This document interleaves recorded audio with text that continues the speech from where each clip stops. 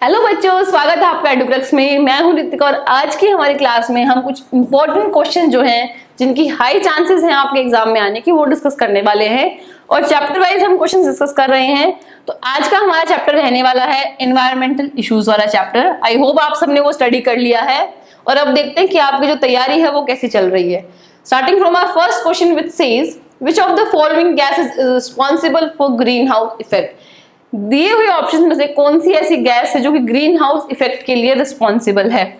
आपको green house effect पता होगा कि अगर हमारी अर्थ प्रेजेंट है इस तरीके से और अगर हमारे सन से लाइट रेडिएशंस आती हैं तो कुछ लाइट रेडिएशंस हमारी अर्थ अब्जॉर्ब कर लेती है और बाकी सारी एमिट आउट नहीं करती, अगर बाहर की तरफ इंफ्रारेड रेडिएशंस रिलीज करेगी जो कि कुछ हमारी जो गैसेज हैं, कुछ ग्रीन हाउस गैसेस उसको अब्जॉर्ब करेंगी और ग्रीन हाउस गैसेस री अमिट कर देंगी अर्थ सरफेस की तरफ। क्लियर? ये प्रोसेस हमारा चलता रहता है जिसकी वजह से अर्थ जो है वो हीटेड रहती है। अदरवाइज अगर ग्रीन हाउस इफेक्ट ना हो तो अर्थ का जो टेम्परेचर है वो -18 डिग्री सेल्सियस रहता है। ठीक है, अगर ग्रीन हाउस इफेक्ट को अगर हम हटा दें अर्थ से तो अर्थ का जो टेम्परेचर है वो -18 डिग्री सेल्सियस रहेगा, लेकिन ग्रीन हाउस गैसेस की वजह से हमारा अर्थ का एवरेज टेम्परेचर 15 से 20 डिग्री सेल्सियस तक रहता है। तो पूछा गया है आपसे ऐसी कौन सी गैस है ग्रीन हाउस गैस वाली। ऑप्शन है आपके पास कार्बन डाइऑक्साइड, ऑक्सीजन, नाइट्रोजन या फिर hydrogen. And the correct answer to this question is A, carbon dioxide. Oxygen नहीं है, नाइट्रोजन भी नहीं है और हाइड्रोजन भी नहीं है। कार्बन डाइऑक्साइड जो है वो हमारी ग्रीन हाउस गैस है। हमने 4 ग्रीन हाउस गैसेस पढ़ी थी। कार्बन डाइऑक्साइड है हमारे पास, मीथेन है, क्लोरोफ्लोरोकार्बन है, N2O है। क्लियर? नेक्स्ट हमारा सेकंड क्वेश्चन है हमारे पास, which of the following is a primary air pollutant. Air pollutant पूछा आपसे, व्हाट इज पोल्यूटेंट्स।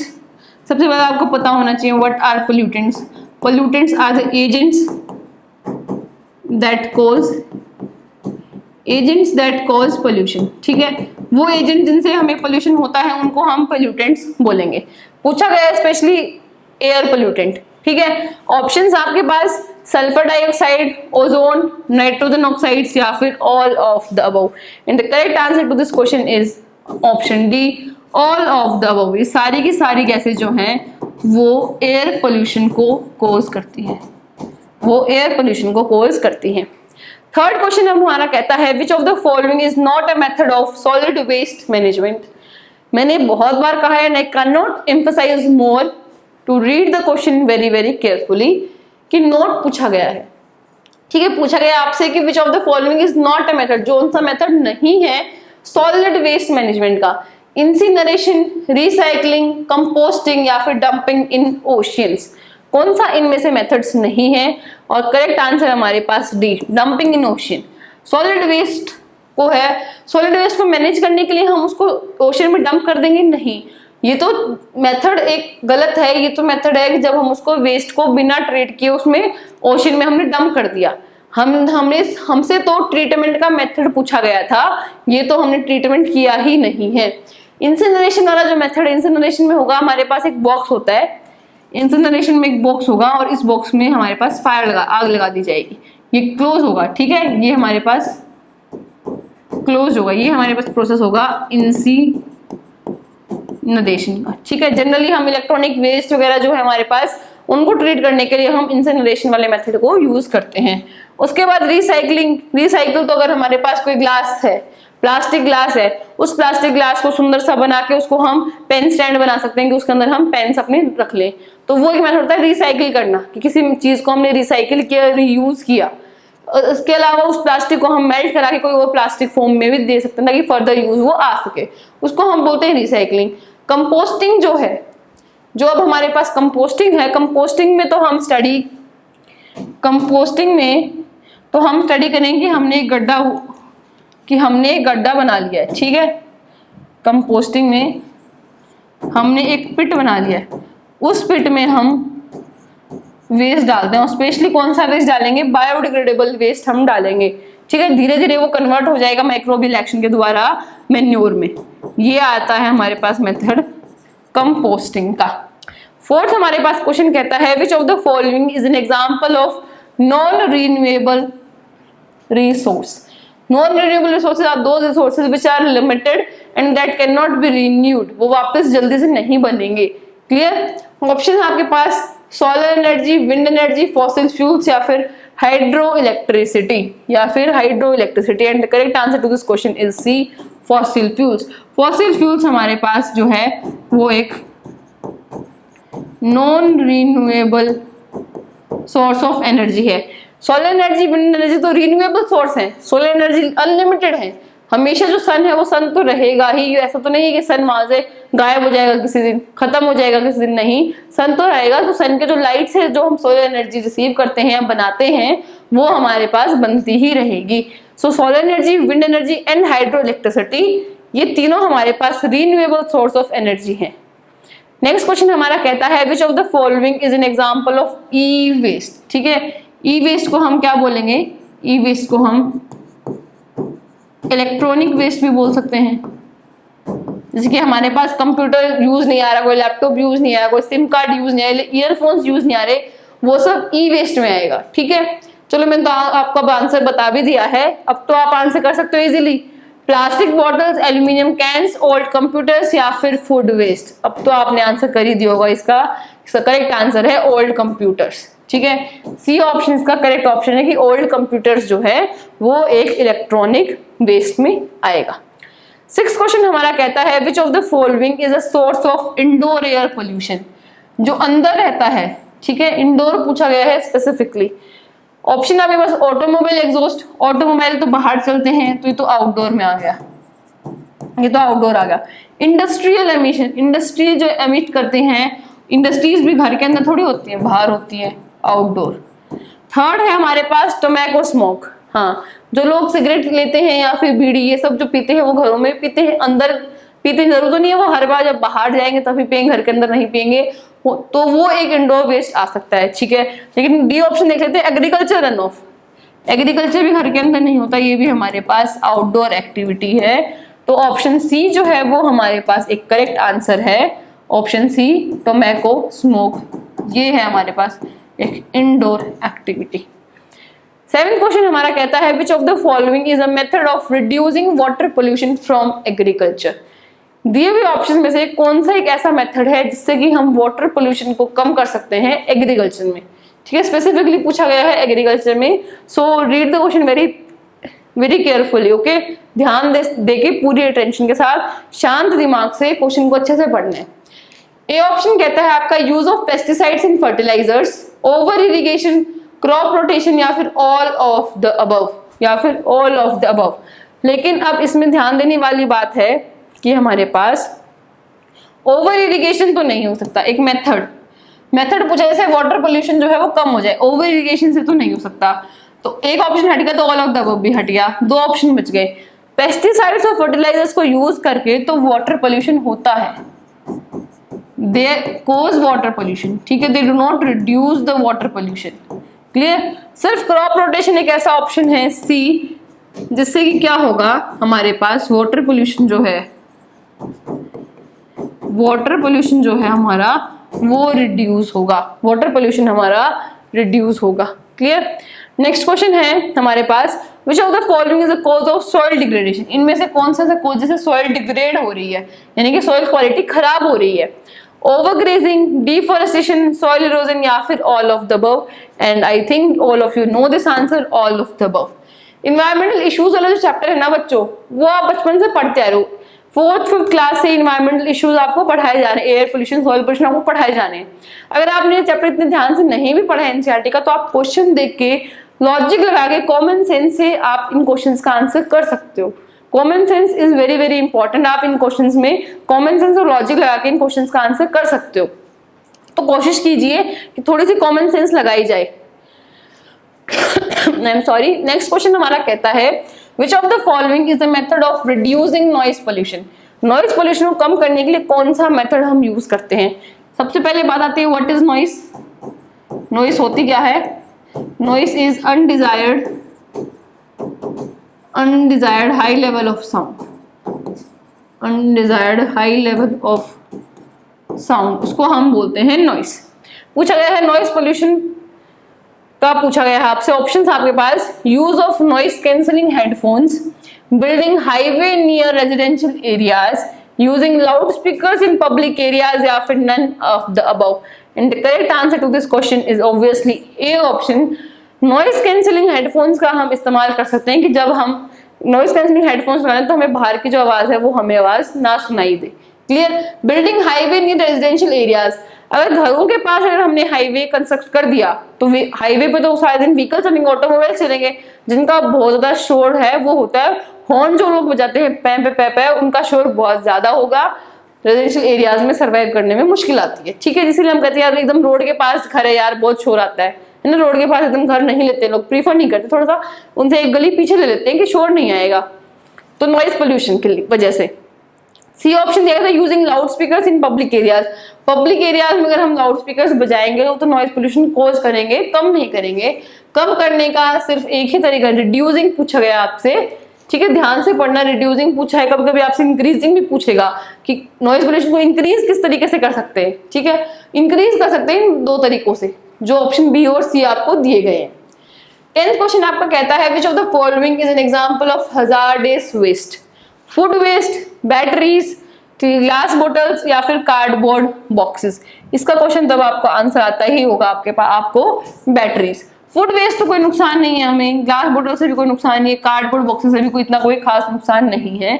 सबसे ज्यादा नुकसान हो सकता है बैटरीज से, क्योंकि बैटरीज में कुछ हमारे पास रेडियो एक्टिव एलिमेंट्स प्रेजेंट हो सकते हैं, या फिर कुछ ऐसे एलिमेंट्स प्रेजेंट हैं अगर हमने उनको इनहेल कर लिया तो वो टॉक्सिक हो सकते हैं। ठीक है, वो क्या होंगे? वो टॉक्सिक हो सकते हैं।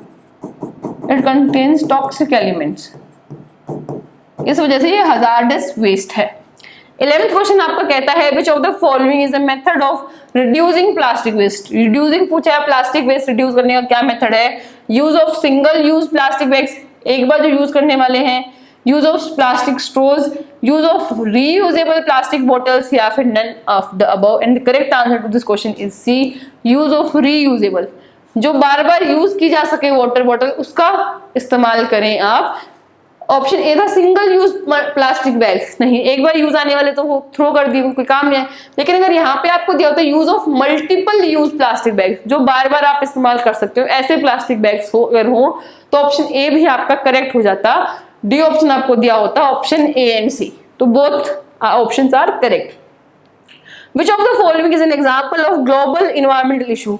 पूरे अर्थ का एक ग्लोबल इन्वायरमेंटल इशू कौन सा है? डिफॉरेस्टेशन है, water pollution in local river, एक लोकल रिवर में वाटर पोल्यूशन हो रहा है, एयर पोल्यूशन हो रहा है from A near by factory, या फिर नन ऑफ द अबव। अब आप इस क्वेश्चन को ध्यान से नहीं पढ़ोगे, अगर आपको जल्दबाजी होगी ना आंसर्स करने की, तो आप नन ऑफ द अबव की जगह अगर आपको ऑल ऑफ द अबव दिया होता तो आप डी ऑप्शन टिक करके आ जाते हैं। पढ़ते deforestation, water pollution, air pollution, all of the above, है ना।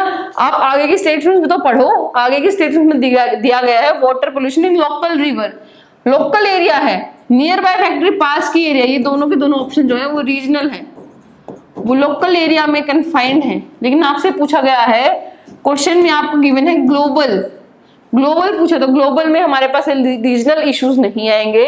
सिर्फ अगर डिफॉरेस्टेशन, वाटर पोल्यूशन और एयर पोल्यूशन दिया होता तो ऑल ऑफ द अबव हमारा आंसर होता, लेकिन स्पेसिफाई कर दिया गया है लोकल रिवर और नियर बाय फैक्ट्री में, तो बी और सी करेक्ट नहीं हुए। इस केस में हमारे पास ए जो है ए करेक्ट होता है। ये हमारे पास एक ग्लोबल इन्वायरमेंटल इशू है। Clear? Now what is deforestation? Deforestation is the cutting down of trees. Option A is the correct answer. 13th question हमारा कहता है, which of the following is a method of reducing carbon footprint? Carbon footprint को reduce करने के लिए कौन सा इनमें से मेथड है? कार्बन फुटप्रिंट का सिंपल सा मतलब है कि कार्बन डाइऑक्साइड को कम करने के लिए कौन सा इनमें से मेथड है? Driving a gas guzzling car, flying frequently on airplanes, using energy efficient appliances, या फिर ऑल ऑफ द अबव। कौन सा इनमें से करेक्ट मेथड है? The correct method is C, using energy efficient appliances. अगर एनर्जी एफिशिएंट अप्लायंसेस यूज करेंगे हम तो हीट इतनी ज्यादा जनरेट नहीं होगी हमारे पास, जिसकी वजह से कार्बन एमिशन जो है वो कम होगा। अगर हम कार का यूज करें तो कार में भी CO2 रिलीज होगा, और एयरप्लेन्स में फ्रीक्वेंटली ट्रैवल करेंगे तो एयरप्लेन्स भी जो है वो हमारे पास कार्बन डाइऑक्साइड रिलीज करती हैं। 14th क्वेश्चन हमारा कहता है, which of the following is a method of reducing soil erosion. Soil erosion जो है उसको कम करने का, उसको रिड्यूस करने का कौन सा इनमें से तरीका है? ओवरग्रेजिंग, डिफॉरेस्टेशन, टेरेस फार्मिंग या फिर all of the above. And the correct answer to this question is terrace farming. Overgrazing और डिफॉरेस्टेशन ये दोनों तो कॉज करते हैं, दे कॉज सॉइल इरोजन, ठीक है, प्रिवेंट नहीं करते, रिड्यूस नहीं करते, कॉज करते हैं। टेरेस फार्मिंग जो है वो रिड्यूस करता है। टेरेस फार्मिंग में हमारे पास इस तरीके की फार्मिंग होगी, स्टेयर्स में होगी, तो अगर यहाँ पे सॉइल जो प्रेजेंट है अगर वो इरोड हो भी जाएगी, अगर यहाँ वाली सॉइल इरोड होके पानी से नीचे भी अगर आ जाएगी तो वो यहाँ प्रेजेंट हो जाएगी, ठीक है। तो यहाँ वाले प्लांट्स को ज्यादा फर्टाइल सॉइल मिलेगी, अगर यहाँ से इरोड होके नीचे आ जाएगी तो यहाँ आ जाएगी, है ना। तो the best method to prevent the soil erosion is terrace farming, is terrace farming. Best method जो है वो हमारे पास टेरेस फार्मिंग है। ये इस डायग्राम मैंने आपको दिखाया गया, क्लियर। 15th हमारे पास क्वेश्चन है, which of the following is a benefit of biodiversity. Biodiversity का फायदा पूछा गया है। बायोडाइवर्सिटी हम 3 लेवल्स पे स्टडी करते हैं, genetic biodiversity, species biodiversity and ecological biodiversity. फायदा पूछा गया है आपसे, improved crop yield, reduced risk of extinction, improved ecosystem services या फिर all of the above. I think option D is the correct option and yes, option D all of the above हमारा correct answer है, क्योंकि ये सारे के सारे क्या है, बेनिफिट्स हैं। All of these are the benefits. अब बायोडाइवर्सिटी कम हो जाएगी, इन्हीं क्वेश्चन से आप दूसरे क्वेश्चंस भी बना सकते हैं। बायोडाइवर्सिटी अगर कम हो जाएगी, लॉस हो जाएगा बायोडाइवर्सिटी का, तो क्या देखने को मिलेगा? क्रॉप यील्ड कम देखने को मिलेगी, हाई रिड्यूस हो जाएगा, higher increased risk of extinction, improved की जगह कम, रिड्यूस्ड इकोसिस्टम सर्विसेज हमें देखने को मिलेंगे अगर लॉस ऑफ बायोडाइवर्सिटी होता है तो। Next question says which of the following is a method of reducing deforestation. Deforestation को रिड्यूस करने के लिए इनमें से कौन सा मेथड है? ऑप्शंस है आपके पास, clear cutting forest, sustainable forestry practices, encouraging urban sprawl या फिर ऑल ऑफ द अबव। सबसे पहला है क्लियर कटिंग फॉरेस्ट, कि सारे के सारे फॉरेस्ट को ही आप काट दो।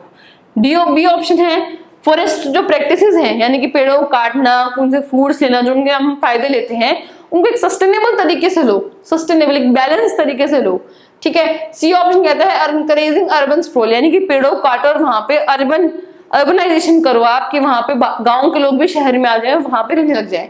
या फिर डी ऑप्शन, इनके सारे में से तीनों के तीनों ऑप्शन जो है वो करेक्ट है डिफॉरेस्टेशन को रिड्यूस करने के लिए। And the correct answer to this question is option number B, sustainable forest practices. बाकी के जो 2 ऑप्शंस हैं ए एंड सी, वो तो डिफॉरेस्टेशन को एनकरेज करते हैं, इंक्रीज करते हैं, डिक्रीज नहीं करते हैं, क्लियर। 17th क्वेश्चन हमारे पास कहता है which of the following is a source of noise pollution. Source पूछा गया है, automobile traffic, industrial machinery, loud music in public areas या फिर all of the above. And the correct answer to this question is all of the above, clear. इन questions में ज्यादा discuss करने का कुछ भी नहीं है। आई थिंक ये कॉमन सेंस और लॉजिक और रीजनिंग से आप ये क्वेश्चंस आराम से कर सकते हो, ठीक है। तो इसी वजह से मैं इतना डिस्कस नहीं कर रही हूँ, मैं सिर्फ आपको क्वेश्चंस बता रही हूँ और आंसर्स बता रही हूँ, क्योंकि इनमें ज्यादा कुछ समझने का, समझाने का नहीं है कॉन्सेप्ट, ठीक है। नॉइज पोल्यूशन का सोर्स पूछा गया, तो आपको पता होना चाहिए किन किन चीजों से नॉइज पोल्यूशन हमारा होता है। ऑटोमोबाइल ट्रैफिक से जब हॉर्न होता है उससे हमारे पास नॉइज पोल्यूशन होगा। इंडस्ट्रियल मशीनरी, जब मशीन्स काम करती हैं धड़ धड़ इतनी तेज आवाज से हमारी मशीन्स काम करती है, तो उससे भी हमारे पास नॉइज पोल्यूशन होता है। Loud music in public areas, अगर आप बजाओगे पब्लिक एरिया में, अगर आप लाउड स्पीकर बजाओगे, गाने बजाओगे तेज तेज, तो उससे भी नॉइज पोल्यूशन होता है। Next question says which of the following is a method of reducing plastic waste. Plastic waste को कम करने के लिए कौन सा इनमें से मेथड है? यूजिंग डिस्पोजेबल प्लास्टिक प्लेट्स, ऐसी प्लास्टिक प्लेट्स और कप्स का इस्तेमाल करना जो कि हम एक बार यूज करें उसको हम डिस्पोज कर दें। B option using plastic straws, plastic straws का आप इस्तेमाल करते हो, जैसे कि अगर हम कोई जूस पी रहे हैं तो हम स्ट्रो के साथ पीते हैं, ठीक है, वो भी पेपर स्ट्रो आने लग गई अब तो, लेकिन अगर आप प्लास्टिक स्ट्रो का यूज करते हो तो। सी ऑप्शन कहता है यूजिंग रीयूजेबल शॉपिंग बैग्स, कि अगर आप कहीं शॉपिंग करने जाओ तो आप अपने बैग लेके जाओ, वो जो बार बार यूज जाए, रीयूजेबल शॉपिंग बैग्स अगर आपके पास हो तो कौन सा मेथड है हमारे पास? इसमें से हमारे पास करेक्ट मेथड है option C, using reusable shopping bags. ये जो 2 मेथड्स है हमारे पास, ये तो प्लास्टिक वेस्ट को इंक्रीज करता है। सिर्फ इकलौता हमारे पास सी ऑप्शन जो था ये हमारे पास प्लास्टिक वेस्ट को डिक्रीज करता है। 19th क्वेश्चन हमारा कहता है which of the following is a cause of water scarcity. पानी की कमी का इनमें से कौन सा कॉज है कि पानी की कमी हो रही है। ओवर कंजप्शन ऑफ वाटर, की पानी को हमने ज्यादा कंज्यूम कर लिया है, क्लाइमेट चेंज की वजह से है, या फिर पोल्यूशन की वजह से, या फिर ऑल ऑफ द अबव। और इसका करेक्ट आंसर हमारे पास D, all of the above. सारे के सारे रीजन जो हैं वो कंबाइन करके ही वाटर स्कैसिटी का एक कोज है। ठीक है, एक बात हमेशा ध्यान रखिए कि इन्वायरमेंट में, नेचर में जब भी कोई चीज होती है वो एक्सक्लूसिवली नहीं हो रही। पोल्यूशन, अगर एयर पोल्यूशन हो रहा है तो सिर्फ एयर इफेक्ट नहीं होती है, एयर के साथ साथ अगर आपको वाटर भी इफेक्ट होगा। अब आप पूछोगे वाटर कैसे इफेक्ट होगा, बारिश जब आएगी, एसिड रेन, एयर पोल्यूशन था लेकिन पानी भी इफेक्ट हुआ, वो पानी अब सॉइल में जाएगा, सॉइल में पर्कुलेट कर जाएंगे वो केमिकल्स, तो सॉइल पोल्यूशन भी हुआ। तो कोई भी अगर एक टाइप का पोल्यूशन होता है या फिर एक टाइप का प्रोसेस होता है, उससे रिलेटेड बाकी सारी चीजें हैं। इकोसिस्टम में सारी की सारी चीजें रिलेटेड हैं, एक लिंक बना हुआ है, एक चेन बनी हुई है। अगर चेन के बीच में आप कहीं से भी कट करते हो, कहीं पे भी अगर आप डिस्टर्बेंस क्रिएट करते हो, तो पूरी की पूरी चेन, पूरा का पूरा इकोसिस्टम, पूरा का पूरा नेचर जो है वो डिस्टर्ब हो जाता है। तो जनरली हमारे पास कुछ कोज है, कुछ बेनिफिट्स है, तो सारे के सारे हमारे पास कोज है। कोई भी सिंगल एक चीज कोज नहीं करती, सारे ग्रुप ऑफ थिंग्स कोज करते हैं किसी एक चीज को। 20th क्वेश्चन हमारा कहता है which of the following is a method of reducing energy. Reducing पूछा गया है, एनर्जी कंजप्शन इन ट्रांसपोर्टेशन, स्पेशली ध्यान दीजिए ट्रांसपोर्टेशन में पूछा गया है आपसे।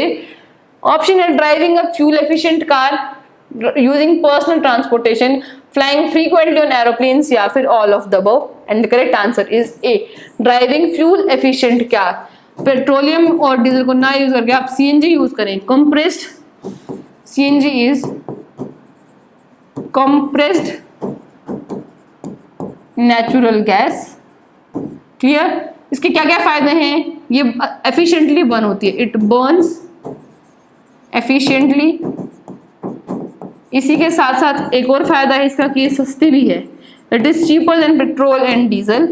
और एक और फायदा है दिस कांट बी अडल्टरेटेड, इसमें कोई भी मिलावट नहीं हो सकती, this can't be adulterated. Clear, इसी वजह से सीएनजी का इस्तेमाल करना चाहिए। बाकी सारे जो ऑप्शंस हैं बी और सी हमारे पास, ये एनर्जी कंजप्शन का इंक्रीज करते हैं, डिक्रीज नहीं करते हैं। आज की क्लास के लिए बस इतने ही क्वेश्चंस, मिलते हैं अगली क्लास में कुछ और क्वेश्चन के साथ। और आई होप आप सबको ये समझ आया होगा, आपने इससे आइडिया ले लिया होगा कि किस टाइप के क्वेश्चन आ सकते हैं इस चैप्टर से। तो आपको समझ आएगा कि किस चैप्टर को कितनी वेटेज आपको देनी है, किस हिसाब से आपको अपना टाइम डिवाइड करके चलना है। तो इसी तरीके से थोड़ा बहुत पढ़ाई करते रहिए, मुस्कुराते रहिए और खेलते कूदते रहिए बच्चों। And all the best for your exam.